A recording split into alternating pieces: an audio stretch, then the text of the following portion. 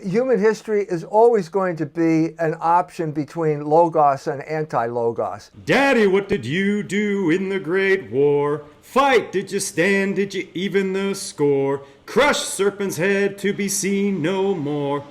Have you heard of the biblical serpent crusher prophecy? Okay, usury is a sin. Usury is irrational because of the nature of compound interest. There is no force on earth that can keep up with compound interest. After 70 years, a floating loan becomes basically completely unrepayable. Your gross national product can never exceed compound interest rates. Ever. What you produce, what your labor and your value produces, can never claw out of the sand of usury. This is exactly what happened in Europe at the time of the Fugger, and the Fuggers were the bankers, and the Habsburgs were the people that borrowed money from them.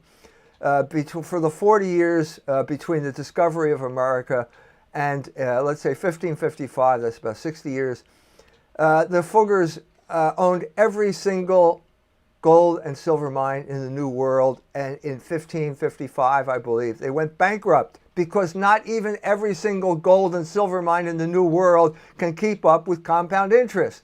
So, let's go to Ireland now. Ireland, there's one letter difference between Ireland and Iceland. Both Ireland and Iceland were in a similar situation, what was it, about 10 years ago. Okay, both countries are in financial trouble. Ireland has been loaded down with debt. It turns out that the Celtic Tiger was Irishmen borrowing money. Okay, borrowing money is always a bad idea. But if you're borrowing money to go on a vacation, that's a really bad idea. And this is a type of completely irrational behavior that swept through Ireland at a time, and then suddenly the bubble burst, and the Irish realized they had to pay back their debts. In a situation like this, the government invariably steps in and represents the interest of the creditors. That's governments do this all the time. They did it in the United States. They created a rebellion in the early years of the United States because this is precisely what Ireland did at this point. They represented the interests of the creditors. They bailed out the creditors, and they loaded down Ireland with unrepayable debt. And now we're seeing what should have happened in Ireland is what did happen in Iceland.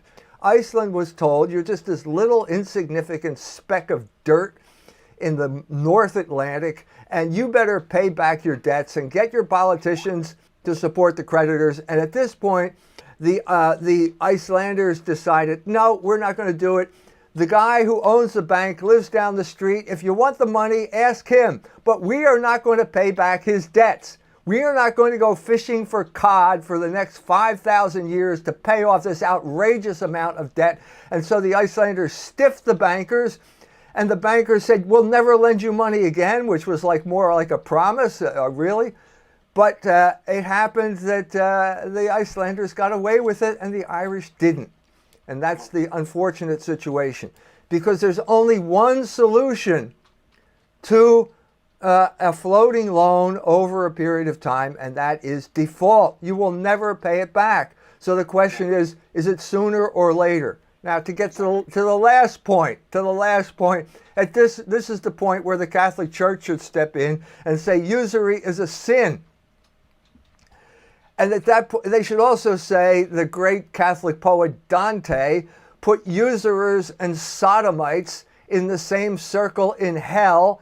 And so we as the Catholic Church are here to warn you, don't approve usury, don't bail out the bankers, and don't pretend that homosexuals can get married. So the Irish were completely unprepared, so they got the 1-2 punch now. First, it's the usurers, and secondly, it's the sodomites. Okay, and now you have a sodomite Indian who is the prime minister, and you are basically a conquered colony of the oligarchs. It's that simple.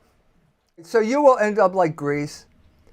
In other words, every time that Greece reaches the point of default, the bankers come through with another loan, and that loan goes right through Greece. It doesn't stay there.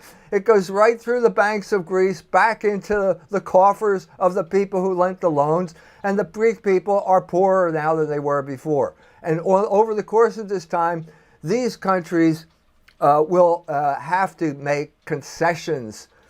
So Ireland will have to, we'll take the Guinness Brewery, and we'll take the Blarney Stone. This is what happens in places like Ecuador. Confessions of an Economic Hitman is a book by John Perkins, and he basically was there to do this. His job was to get countries like Ecuador into debt, which they could not repay. So the banks will get their money because there'll be more loans sloshing through the system. But in the meantime, we'll take your rainforest. Thank you. And that's what happened in Ecuador. We'll take the oil that you have underneath the rainforest. We will ruin the ecology of the rainforest. We will strip your country of its assets, and you will still be poor, and you will never pay off the debt.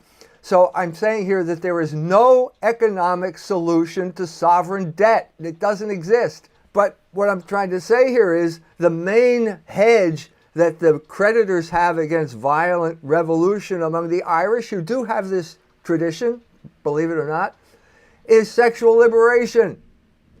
So convince the angry Irish to forget about their debts and go to the gay disco. Dance away your troubles, you Irishmen. Dance away your troubles at the gay disco.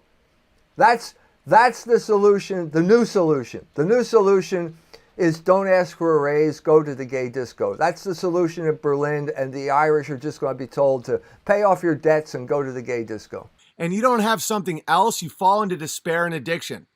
So what else is there? God. Like, you have to have a moral code. You have to have family. You have to, and the real world is dripping with beauty and logos and everything.